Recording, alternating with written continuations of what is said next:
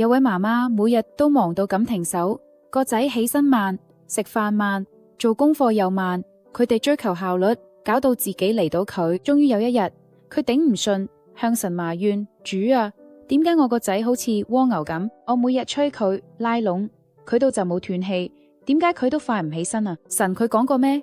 只係要你做支細細隻嘅蝸牛，仲下咗道命令，要你帶住佢行到山頂，唔使心急，你會揾到你想要嘅答案。一開始，媽媽心急想快啲完成任務，咁大聲鬧隻蝸牛，快啲啦，天都黑埋。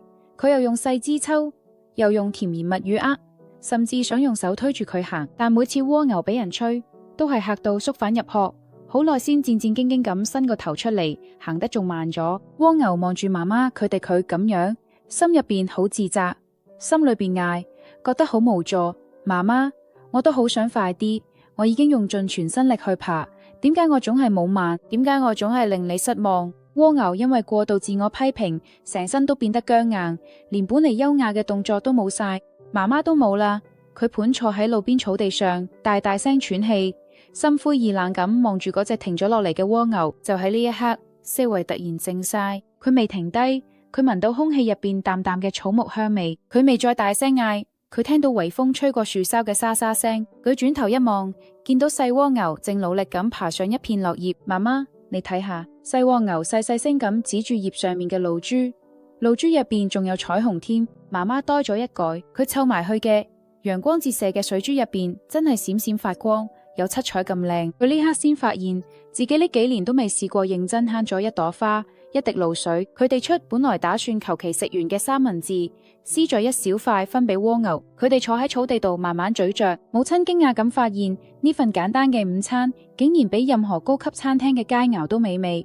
因為呢個係佢第一次慢落嚟品嘗味道。佢哋開始傾天，蝸牛講起路邊甲蟲嘅秘密，講起雲朵變換嘅形狀。媽媽聽住，眼眶都紅埋。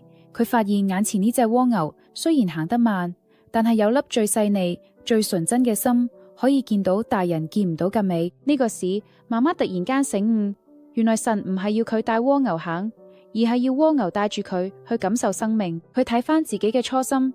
當初個小朋友出世嗰陣，佢唯一嘅願望咪就係陪住咁大，分享佢哋開心、佢傷心、快樂咩？